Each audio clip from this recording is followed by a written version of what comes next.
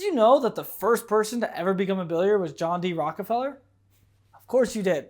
But did you also know that he tithed 10% of everything that he made, even when his salary was $2 a week? Most people think that tithing is just something the church made up to get money out of the members of its congregation. The truth is, I tithe for 3 reasons.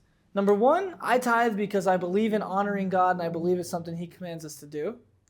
Number 2, I tithe because selfishly, it feels really good to help improve the quality of the lives around me. Number 3, tithing keeps me humble. If I realize by giving to someone else, it's an acknowledgement that people and God first gave to me. Tithing doesn't mean $10 million. It doesn't mean $1 million. It simply means 10% of what you have. Can I ask you a personal question? Yes? Okay. Do you tithe? What are your thoughts on tithing? Is it a scam? Is it worth it? Let me know in the comments what your thoughts are on tithing as a whole and if you do it or not.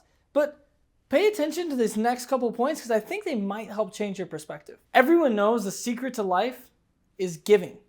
The secret to living is giving. Tony Robbins says that all the time. And what that means is basically there's 2 things that nobody wants. Nobody wants to be the richest man in the graveyard, and nobody wants to have all the money in the world, but no one to share it with. One of the biggest things I've learned from my mentors and in my experience is that having a rich life doesn't just mean having a lot of money. A rich life is one that's filled with positive emotions and great relationships around you. A rich life is when you're living for something bigger than yourself and you're spreading good and joy into the world. Whatever you put into the world comes back to you. So if you're putting good light into the world, you're giving generously, the world will give generously back to you and put light back within you. If you want to learn more about how money works and how you can use it to magnify the best parts of your life, make sure you're subscribed and stick around for another video.